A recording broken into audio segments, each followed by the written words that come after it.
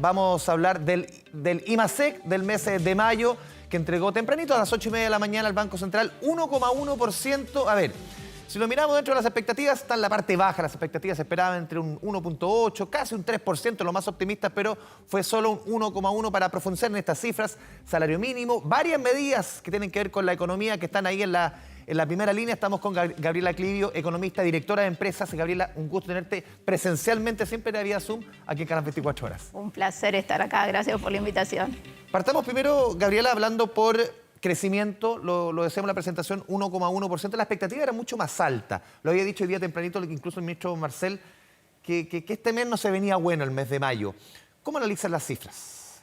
Como muy tristes. O sea, si lo comparamos con lo que decía el IPOM, que hablaba, por ejemplo, de un buen trimestre, de un buen primer trimestre, esto es como una bofetada, ¿no? O sea, crecer un 1,1 es tremendo. O sea, un desestacionalizado además que tiene una caída, una contracción, o sea, muestra una desaceleración fuerte en este quinto mes, ¿no? O sea, es duro lo que vemos, es duro. ¿Y cómo entender un año que ha sido más bien zigzagueante, uno podría decir, Gabriela? Claro, el mes pasado fue 3,5, había que ponerle 3 días hábiles más. El mes anterior había sido 0,5, había que ponerle 3 días hábiles menos. En febrero habíamos tenido un 4,1. Ha sido un mes, hace un año más bien como uno siente irregular. ¿Cómo lo analiza? Claro, pero en realidad este tema del día más, el día menos, o sea, nosotros tenemos que aprender que esto es un tema que siempre va a pasar, ¿no? ¿Verdad? Cuando comparamos con el año anterior, siempre va a pasar que tenemos un día menos, siempre un día va a ser más. la misma cantidad de días. Esto siempre va a pasar, digamos, pero esto no es un tema de un año contra otro. Esto es un tema de lo que está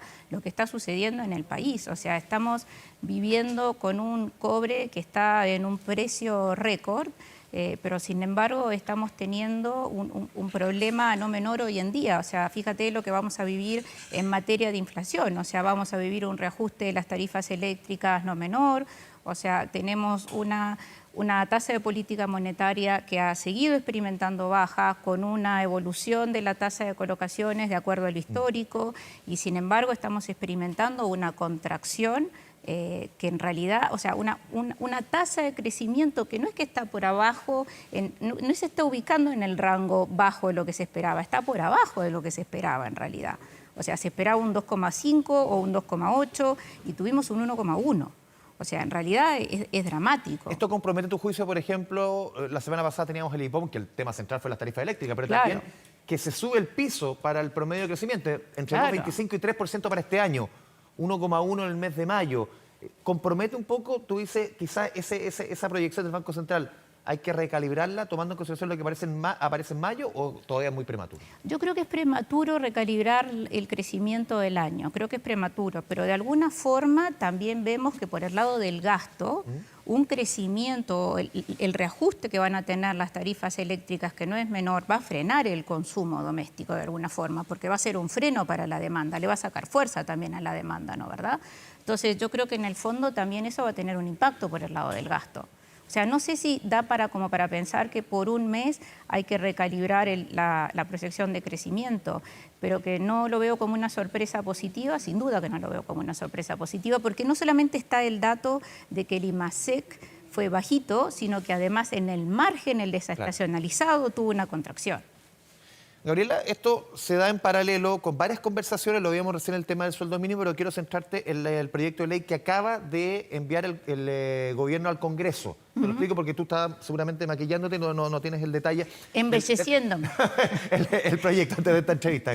Mira, el tema es, se va a enviar un proyecto de ley, lo que se busca es triplicar la gente que puede acceder al subsidio de 1,5 millones de hogares a 4,7, casi 10 millones de personas. Se van a subir impuestos verdes, se va a recurrir también al IVA que se cobra por las mismas cuentas del uso, el aumento del registro por parte del IVA del gobierno y otras medidas para lo que se vaya a gastar en subsidios esté, obviamente, tenga su expresión en ingresos para el Estado, para no gastar plata que no se tiene. De alguna forma, es más o menos lo que quiso explicar el ministro Pardow. ¿Cómo ves en el papel, tomando en consideración lo que tú decías, las cuentas de la luz, el golpe para las familias, este aumento en el subsidio con las características que hasta ahora conocemos? A ver, yo creo que en el fondo me parece que no estamos centrando la discusión en lo que la tenemos que centrar, ¿no? O sea, me llama la atención que nadie haga como una autocrítica y que la discusión de la semana pasada fue que, y lo que sucedió en el Congreso y en el Parlamento fue empezar a pedir más subsidio y que nadie reconociera que en el fondo quienes hoy en día o hace una semana estaban pidiendo más subsidios, fueron los que en su minuto también aprobaron el congelamiento de las tarifas y siguieron postergando que se terminara este congelamiento. Y muchos de ellos también aprobaron este proyecto. Por eso te digo, Sí. por eso te digo. Entonces, el congelar las tarifas nunca es una buena idea. Ya. El congelar las tarifas nunca es una buena idea. Tarde o temprano alguien paga la cuenta.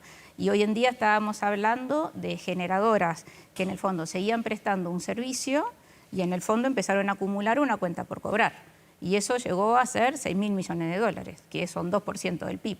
Entonces, de alguna forma, hoy en día eso termina siendo una excusa para, de alguna forma, introducir nuevos impuestos. Y en un tema que seguro tú manejas, Gabriela, a ver, ¿cuánto afecta, si uno lo mira esto más a largo plazo? Es un tema que es bien importante, sobre todo en materias de este tipo, en inversiones que son contratos que son largos, son cuantiosos, no cualquiera se puede meter en inversiones eléctricas, es decir, a ver, te prometo un contrato a 20 años, pero no sabes si la cuenta te la van a subsidiar, si va a haber un proyecto de ley, si va a haber esto, otro. Todo queda un poco así como al bicho de la temperatura política del momento. Y aquí no estamos hablando ni de izquierda, ni de derecha, ni de arriba, ni de abajo, da igual. ¿Cuánto afecta esto, esas proyecciones a largo plazo, sobre todo en este tipo de inversiones, o sea, que no son fáciles? Acá estamos hablando de país, de seriedad de país. O sea, entonces acá hay una reputación que Chile ha construido durante muchos años y que se tiene que mantener. Y por lo tanto, en el fondo, no es viable decir, bueno, sigo postergando el tema del reajuste de las tarifas. O sea, se va a pagar, se explica cómo se va a pagar. Claro, pero en el fondo, claro, ahora se va a pagar porque se introducen nuevos impuestos. Es cierto que de estos impuestos verdes, por ejemplo, se habló durante la campaña. Es cierto que muchísimos partidos y muchísimas propuestas estaban en torno a este tema de, por ejemplo, al impuesto a las emisiones y que está muy bajo con respecto a lo que son los estándares en la OECD.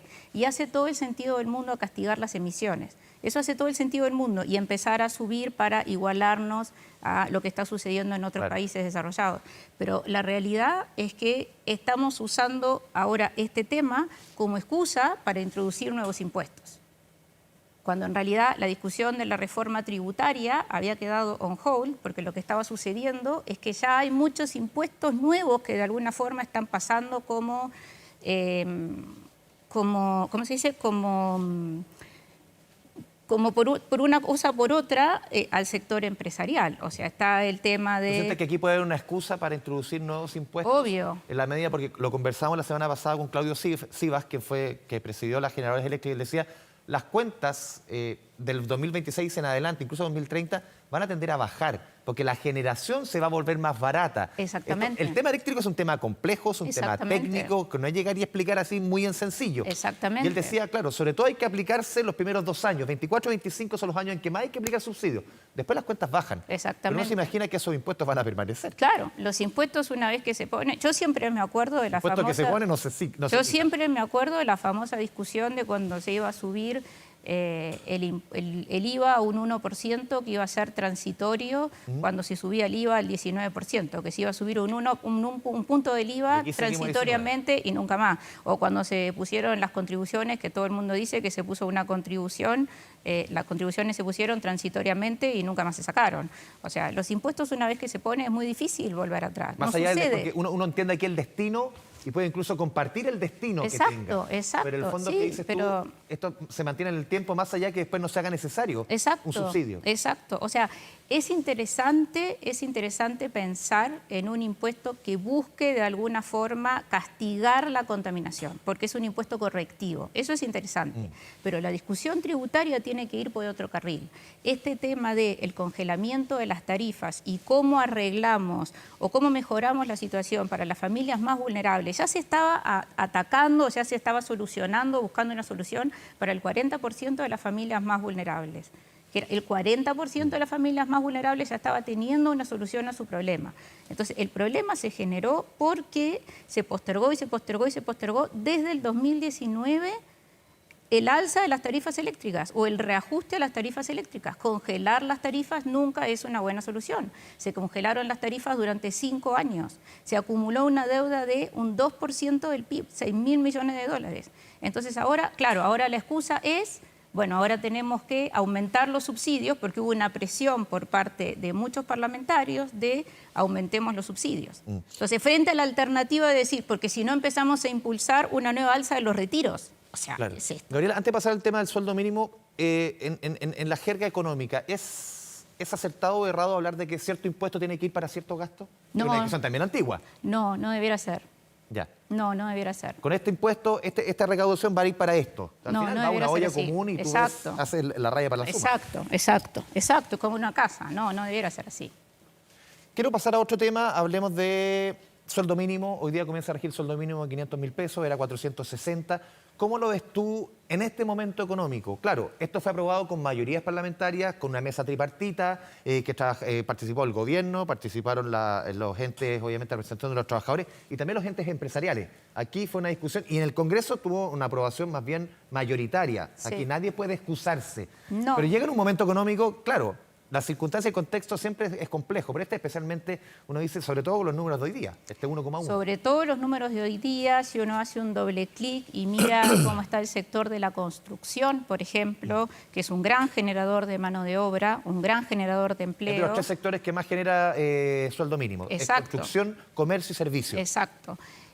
Cuando uno mira, por ejemplo, el sueldo mínimo, uno tiene que ligarlo también a lo que son las condiciones de empleo, ¿no? ¿Verdad? Acá ha habido, por ejemplo, en la última encuesta de empleo y Se desempleo, entregó el viernes. hay un crecimiento importante, sigue creciendo la informalidad. La informalidad ahora ya supera el 28%. El año pasado estábamos en un 27%.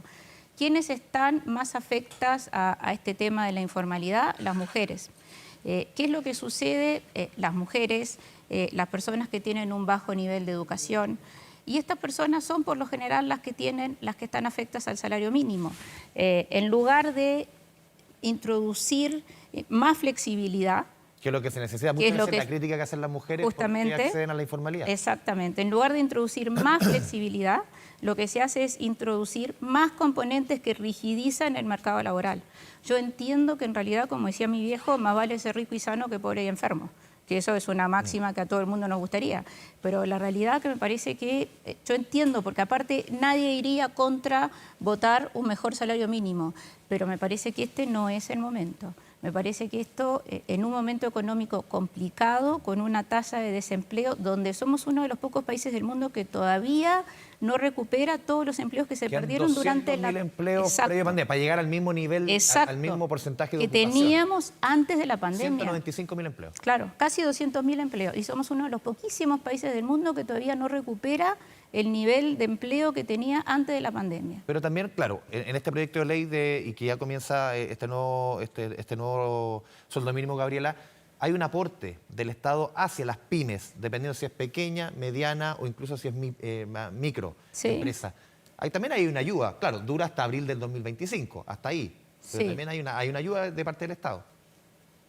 Para mí el Estado no aporta. Ya. Lo que aporta son las empresas. Claro, a viene al través final de- de los impuestos Claro, de todos sí, nosotros. claro, en el fondo exactamente. viene un subsidio de parte... de los que trabajamos y aportamos con los impuestos al Estado, porque el Estado en realidad es como un ente que es como una caja que recibe y paga, ¿no? O sea, hace una transferencia el Estado. O sea, a tu en realidad. juicio no llega en un buen momento este sueldo Yo mínimo, creo que más no. allá de los aplausos y más allá también de la adhesión que generó en su minuto en la discusión. Yo creo que no, porque además yo creo que hay un tema que nunca se trata, que a mí me llama mucho la atención. Cada vez que se habla de reforma tributaria, no se mide el tema de lo que es la carga tributaria, se mide la carga tributaria y no se habla de cómo justaponer la carga tributaria y el porcentaje de informalidad.